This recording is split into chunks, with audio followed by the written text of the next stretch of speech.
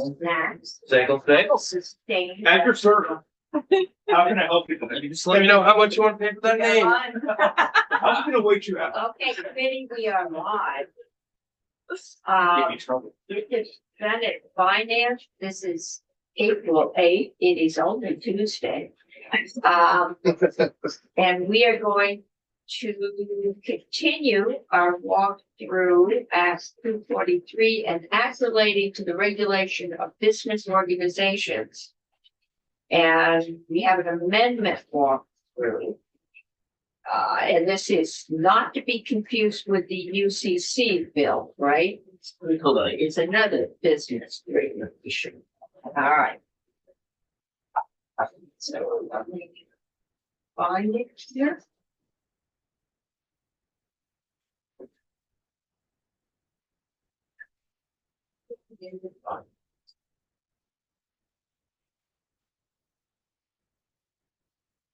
Okay, Rick, the floor is yours. All right, good afternoon. Rick Sable, Office of Legislative Counsel.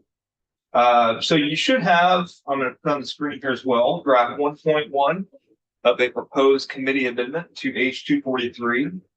And yes, this is not the UCC bill. I also have to tell myself that when I'm working on these things, because they're not similar, but they're both business-y related. Yeah. They're both Don't very usually long. get that many in 1 year. No. So what this does is, I'll go through it. Obviously, there's, I think, 7 or so instances of amendment, not a strike all. It addresses a couple things that I did not catch the first time. So, for example, the first instance of amendment is merely changing the section heading. So previously, in the bill that passed the House, this 1656 was called just Secretary of State and his agent. And it does address more than just that. So I thought it was appropriate to add the term service process in that section heading. Nothing substantive changing, just the section heading. And that's, I think, kind of reader assistance to make sure they understand. Because I got confused. And if I'm getting confused, we have a problem. So I added that as a clarification of that section title. The second instance of amendment is what David Hall brought up last time, this certificate of good standing. So there's a few of these throughout the amendment.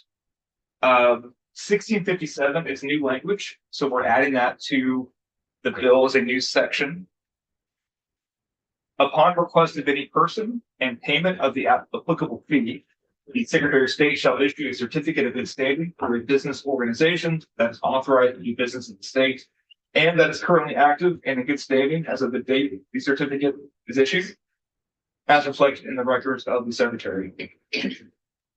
So I will defer to David on if that is appropriate to what he was told was an issue. But he did look at the language, and in fact, this is mostly his language, so I assume he's okay with this.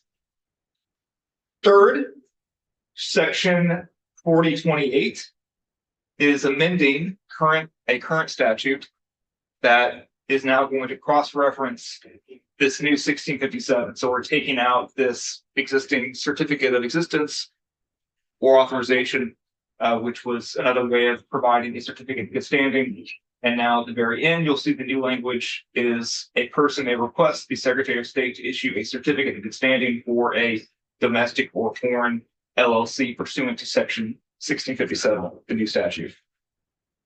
So the reason it's being brought up again is because, remember, you have 4 titles in Title 11, and each one is unique. This one is for specifically LLCs. The next section 4, 1.28 is for corporations.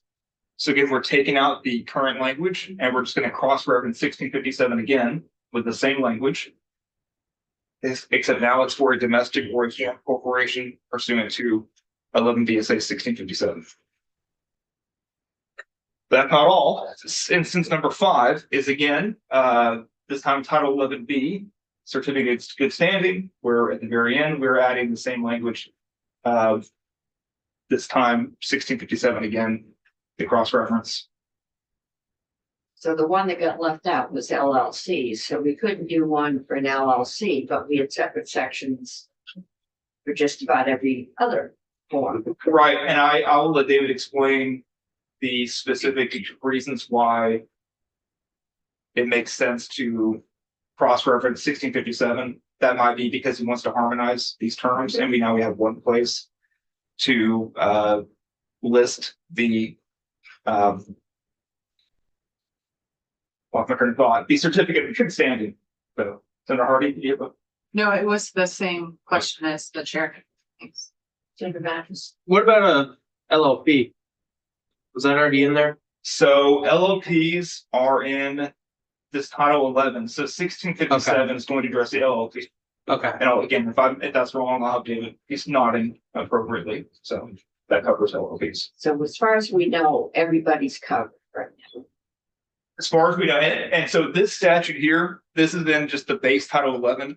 I think the idea, it's not specific to LLCs, LLPs. It just says for a business organization that is authorized to do business, which is going to cover every business. Oh, If we find a new business form in the next 10 years, Right.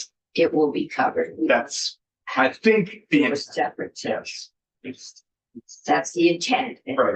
anyway. And we have existing statutes, and we could just delete these, but I think because some of these are in different titles, we want to make sure that no one's lost and they know that there is a statute in Title 11 that gives them that authority. Going down to, we talked about 5, same thing. This is yep. Okay, 6, it's similar. This is 11C. Currently, language is in section 206. We are amending that statute to cross-reference again 1657. And there are 7 amendments. The last one is that reporting, where the committee asked that we add this committee, Senate Finance, as well as House Ways and Means. So it's a strikeout of that subsection. It's a copy and paste, except I have removed Senate Economic Development, Housing General Affairs, and I've added this committee and House Committee on Ways and Means. But everything else in that paragraph is the same. Oh, we took out House Committee on Commerce and Economic, House Committee on Ways and Means, Committee on Finance. No, Economic Development should be in there. Senate Economic Development. Yeah, Okay, I can add that. don't they have something to do with this, or do they? Well, they were in the bill originally because House Commerce, Was in there. and I assumed that committee was going to get this bill. Just assume that, take that as a Scrivener's error, because Okay. we took it out and put it back in. Okay. Otherwise, they'll amend the bill Okay. and ask for committee of conference. I can put it in on the fly. And it's going to be drafted On the 1.2. fly, yes. So, It's those kinds of little, they'll assume we did it to solve that, so. If we're gonna do that, we'll do it on purpose. Mm-hmm. Not that it's next, okay, all right, so I've added back the Senate Committee on Economic Development, Housing and General Affairs. Oh, but Commerce and Ways. you haven't done. All right, Hold on. This is what happened on the fly.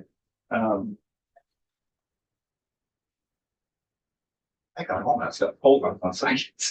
This is. Oh, crap.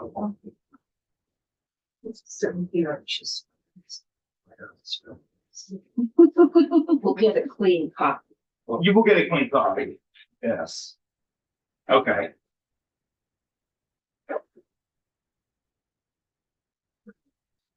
It's.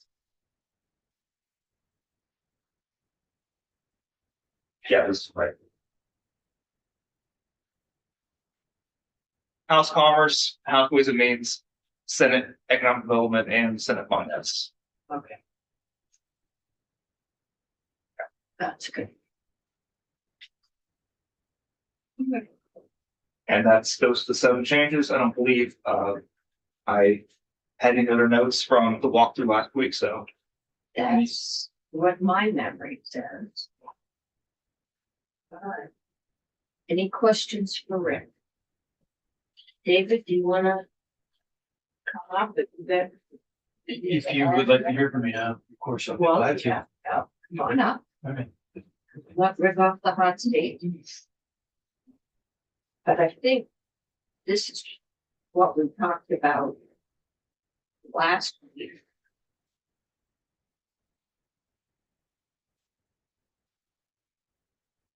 Awful lot of the rest of the bill is like the certificate of good standing. We do reference to one section rather than 7 separate sections with slight variations, like 9 days and 10 days, to make this a little more readable and understandable.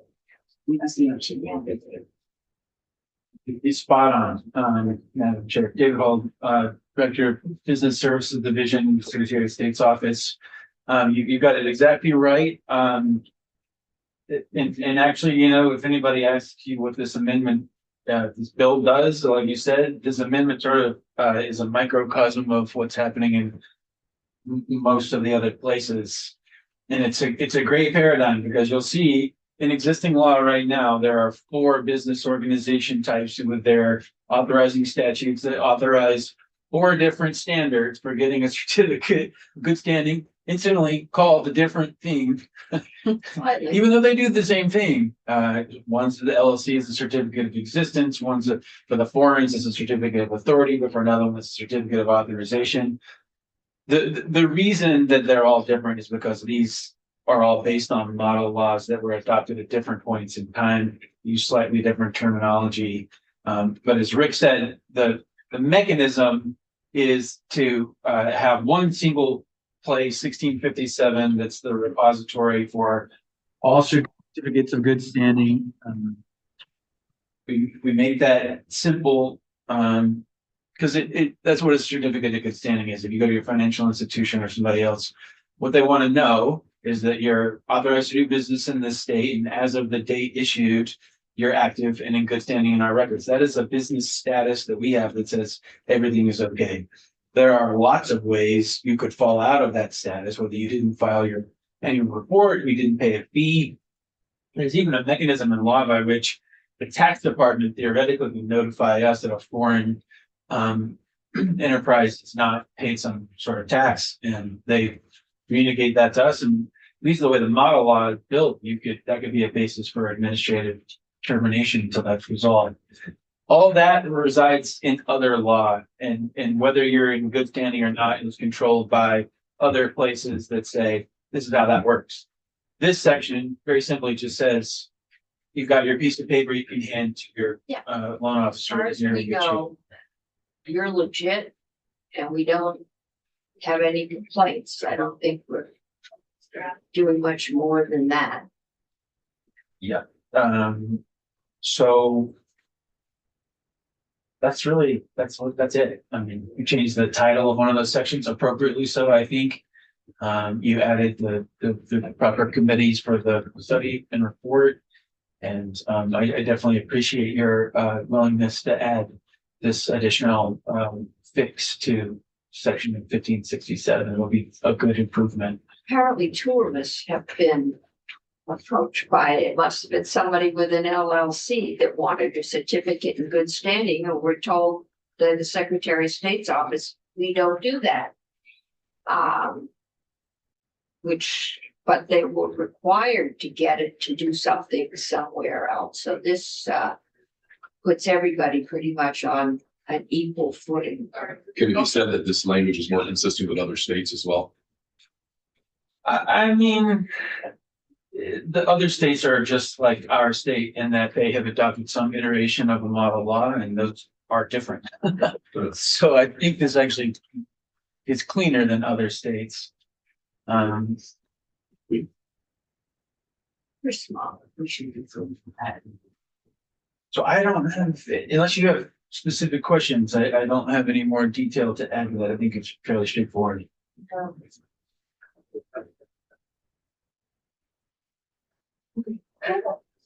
Right. We didn't have it a card in. So we can vote on this. Pretty sure she's dealing with jobs fund as well. So maybe we'll just take any other questions here. Alright. Chris, can you kind of open the door and tell, no, I was talking to Mike, Chris, I don't ask witnesses. Thanks for helping. Thank you. Anytime. Yeah, we're getting set to vote. I'll sit here. We're getting set to vote Okay. on 243, which is an act relating to regulation of business organizations. This is really reorganizing the statute. Just to make them shorter, easier to comprehend. Is anyone ready to make the motion? I will move, no, actually, or if you're prepared, I don't know if remember the numbers. Do you have in front of you?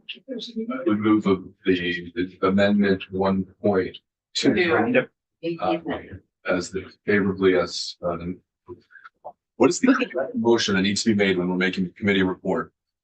Need to Well, amend the bill. you are, the committee's report is you are amending the bill as passed by the House. I'm moving to amend the bill as passed by the House with version 1.2 as presented to us. Which bill? H243. Yeah, that was Wait. Good. First, we need to do We vote on the amendment and then the bill. then the amendment. Okay, you have I have a 1.1 here. Rick just changed it. Rick just changed, that's right, we changed the thing, you're right. I emailed Charlotte, So it's 1.2, which is adding that certificate of good standing and making sure all business types have access to that. So do we straw poll the amendment and then vote on the bill? No, we have to vote to amend, and then we have to vote. Actually, I've been doing amendments by just voice vote. And then the bill as amended, we will do by roll call. Rick might, you guys have the bill, so this Yeah. is the committee jurisdiction, so I would do a voice vote. And this is the committee's report, you are reporting favorably with amendments. So I have a motion to amend with 1.2, adding that certificate of good standing. Is there further discussion? If not, all those in favor say aye. Aye. Opposed say no. I'm hearing that is 7-0-0. I now need a motion to, I move S to H243 as amended. Favorably. and on that one, we will call them. Okay. Is there any further discussion? Not, call the roll. Senator Chitney, Yes. Senator Brock, Yes. Senator Gulick, Yes.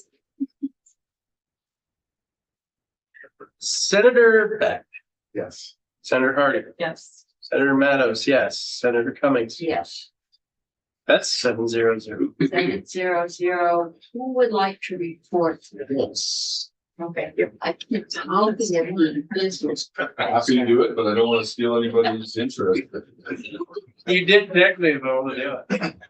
Do you want to do it? It doesn't matter. You can do it. Do you want me to do it? You want to do it? Fine. Do you want to do it? No. I don't want to take your You better thunder. be nice to agree. No, I think This is We ridiculous. will have more technical ones. This one started out sounding very complex, but once we figured out what it was doing, it became decidedly less complex. Just had a lot of words to do it, or a lot of strikeouts to do it. Okay. And David's already given us, right? Would you give us a chart? Yeah, So many things. yes. I'm gonna read that flip chart. We have that. We gotta make sure you Okay. get the color. Next, we have Exciting. H398. This is an act relating to the Vermont Economic Development Authority. And this is another Thank you. updating the Thank you. statutes. that haven't been updated in quite a while. That we bring this. Fred, you're on the hot seat for this one. Says, ma'am, would you like me to take the chair? I sure would.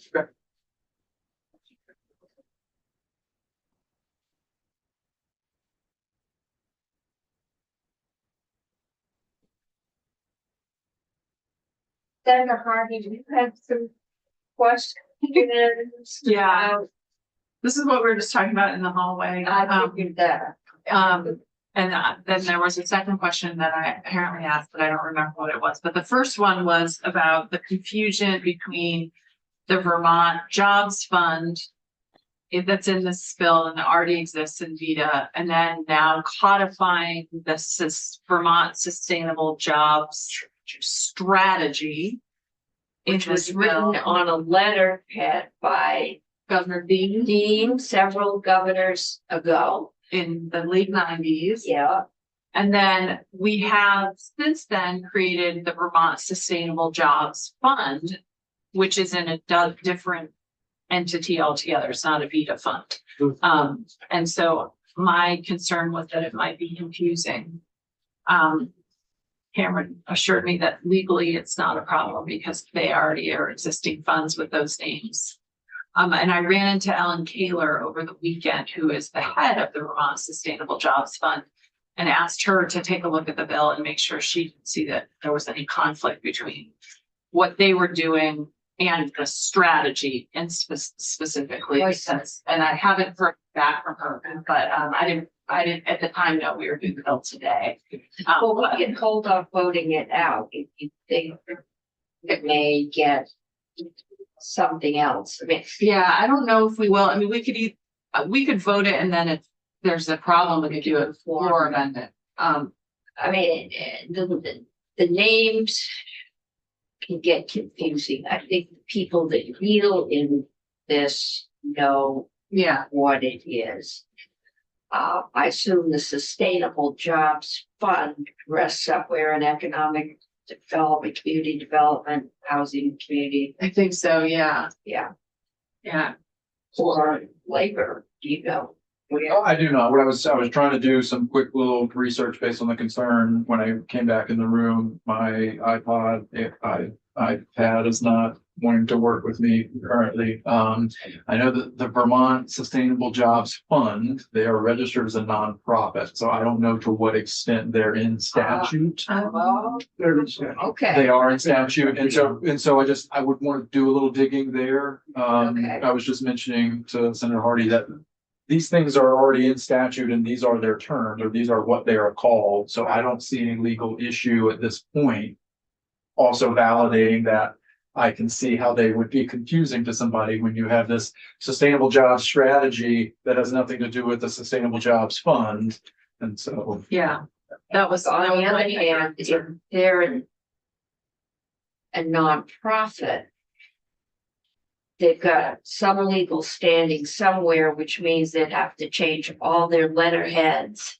Oh, Yeah, yeah. I'm No, not I gonna wouldn't touch want that to without change the, it was mostly like, I don't know, maybe this is not a big deal at all. It was just confusing to me, and it seems to me like the Sustainable Jobs Strategy should be somehow connected to the Sustainable Jobs Fund, but it's connected to the Jobs Fund, not the Sustainable Jobs and Fund. that should really be an economic development, so. So it was But we weird. might bring that to their attention. Yeah. And might want to check on what, is there a strategy? Or, you know, a guideline of some kind associated with. They just did a huge report, like a Okay. 20-year report or something like that, so. Okay. And There you you said there was something else that I asked you about now, I can't remember what it was. Yes, ma'am, and I apologize, I did not get back to you for sitting in this chair. That's okay. And I did not bring my laptop with me, so I can't pull this up. My apologies for that. In the language of Vita's chapter, there is a section related to authority projects. We're changing the name of state projects to authority projects because there's a really project that the authority would be financing and moving forwards. And there was, the word municipality was used. Oh. And it says the word municipality as used in the sections of this subchapter other than this section shall mean the authority. And there was questions of why are we calling municipalities the authority? And so I did speak with Vita kind of offline to validate my interpretation and understanding here. This isn't a subchapter that allows municipalities to bond for financing certain projects. And then, so when you look at that subchapter, all of those sections talk about what a municipality has to do in order to go about doing this. And then at the end, there were sections added that subsequently allow the state, which is really the authority, to also bond for financing projects, et cetera. And what the drafter at the time, and I didn't go back to validate the last time these sections were amended, I believe it was in the 90s, so it's been a while. The language essentially means for everything in the subchapter leading up to this section where we have the word municipality and you have to comply with all of these things. For those provisions, they now apply to the authority, and the word municipality means the authority. So you authority have to comply with everything that these municipalities have to comply to. And instead of taking all of those and adding them in, it's a really just roundabout way of ensuring that for the purposes of you authority, when you're reading all of these remaining sections, the word municipality means you. So Wow. it's a little weird drafting, I don't know that I could have or would have done any better. I'm not, I don't know who was here and the thought process, but reading the language, and I validated that with Vita, that is their Okay. interpretation as well. But so it wouldn't bleed into any other section of statute No, ma'am. that would have them be listed as an authority, No. mine as authority, or vice versa. Right, it says in the sub A, it says for purposes of this section and the next section. And then the word municipality as used in the subsections of this subchapter, excuse me, the sections of the subchapter. So it's really strictly tied to that subchapter. Mhm. only. Okay. Okay, thank you. Okay. That's complete. No, I'm sorry. If you need to vote for that, that's fine. You can talk to. Oh, you've gotta go. Go to Ways and Means, so whatever was your pleasure, Madam Chair, is fine. Okay, so we have not made any changes to this. Change from where? Pardon? Change from where? Came from Commerce? Did it come from? No. No, it came straight to this committee. No, but it came from the House. House Commerce is the Commerce, that's committee what I that. got. You guys never got it? Economic development? So there's no Senate amendment on this. Not at this point, there are no separate. Should be. It's, This is the jurisdiction. a lot of it is just updating language, consolidating it. There's no substantive changes. Remember, a lot of technical changes. I would say the few primary amendment, like large capital S substantive amendments here are putting the sustainable jobs strategy into the statute. Yeah. The concern being a future administration could restrict that, and would limit their Could authority to change. finance. Yes, ma'am.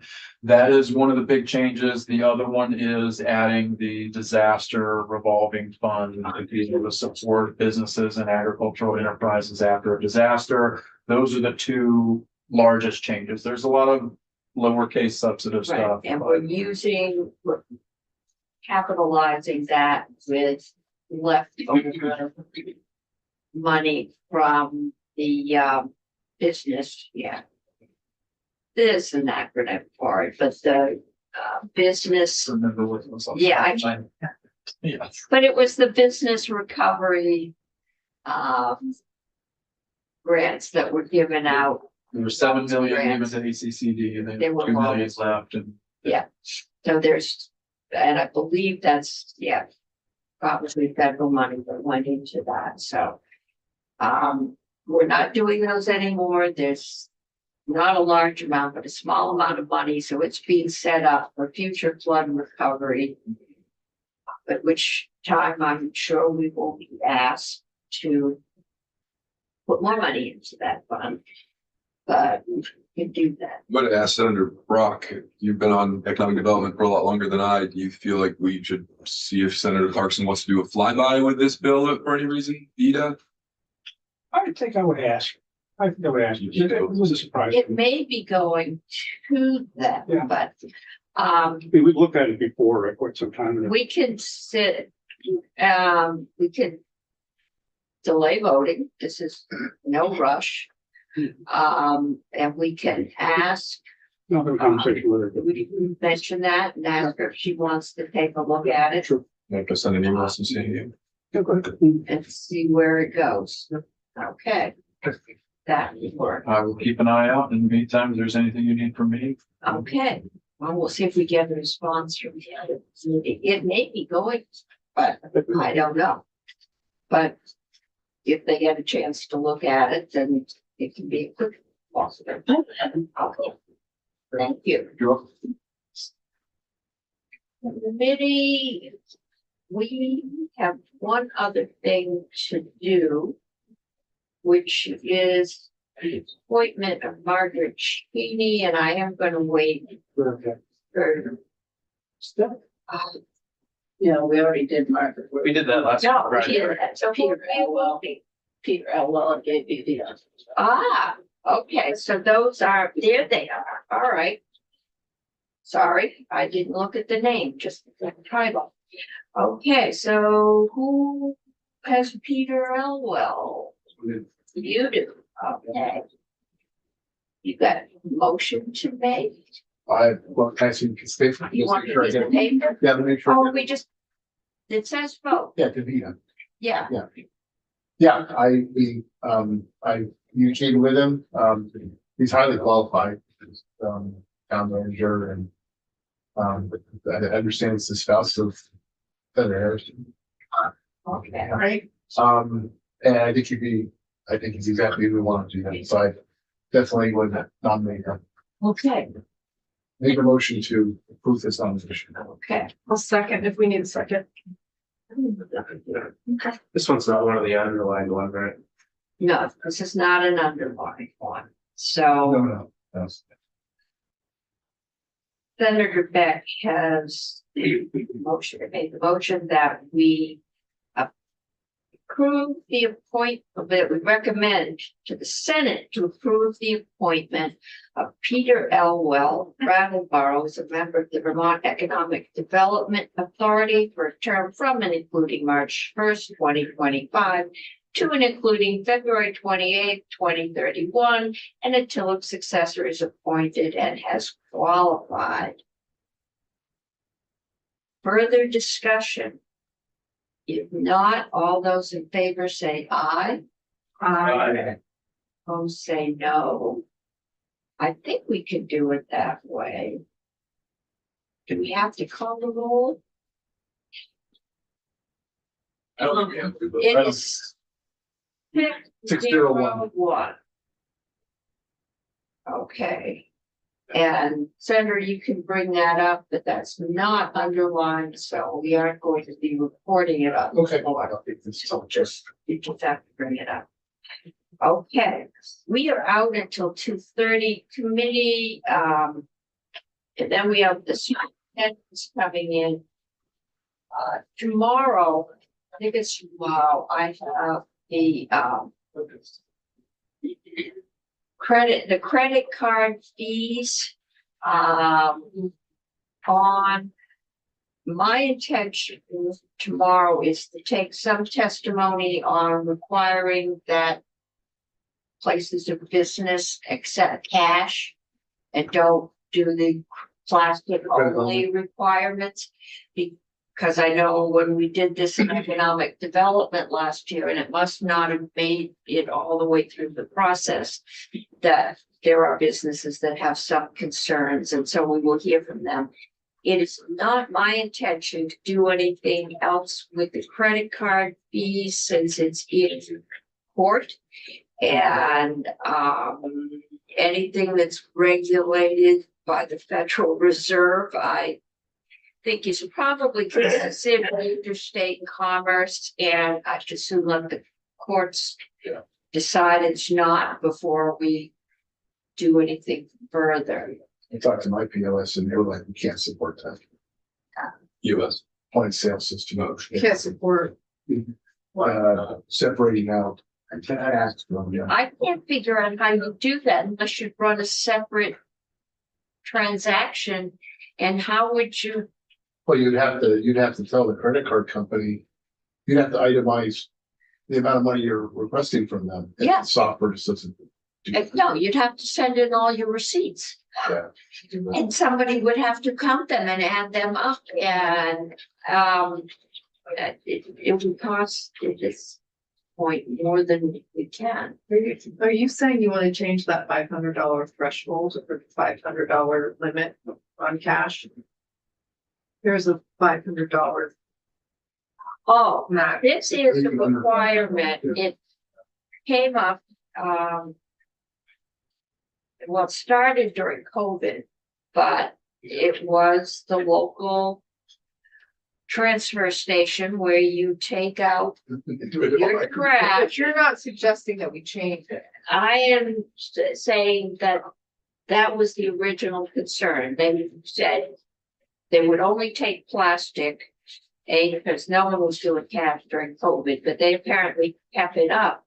And then the grocers will be in to talk about having a clerk in a store at midnight if it's known that there's cash there.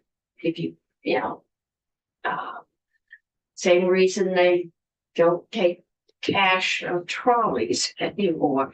The propensity, and I was told that any number of merchants in the city of Burlington would like to talk. I told them that they would, please zoom in, Yes. yeah. We've got a long history of thefts of convenience stores for cash. Yes. In the middle of the night. Yeah. All over Vermont. And I think economic development came down to you had to have a machine that would convert your cash to plastic. It didn't make it through, but we'll take some testimony on that section to see if we can. There are people who don't want to use plastic. So in this bill, we are saying you have to take cash up Yes. to $500. That's right. Yeah. And because right now, currently, people are not adhering to that. Are not doing it necessarily. I wouldn't be, well, the bill never made it through. Okay, so it's not. What's current law in Vermont? That's- Your I don't current- think there is. There's one. None. That I see, I figured there was, but okay, there is one. So- Gotcha. Do whatever you want. You do what you want. And apparently, I know there was the transfer station, but they've said they will take cash now. The online sales. We went You're through a regulator, regulator, really. you have to take cash. That would be applied, right? No, because how did you get cash through the online sale? So if I'm selling things on Facebook Marketplace, well, I have to take cash. How else are you gonna take it? Check. Venmo. Well, you do all kinds of things. Yeah, None of it cash though. I don't think we regulate Facebook but you Marketplace. can't get cash online. You do it through PayPal, do it through your credit card eventually. How did you know? Yes, we have one bill out. So we're curious if other states require. cash to accept it. Okay, so anyway, that's my intention, barring the committee saying, no, you want to talk more about credit card fees. If we are out now until 2:30, when we have the super.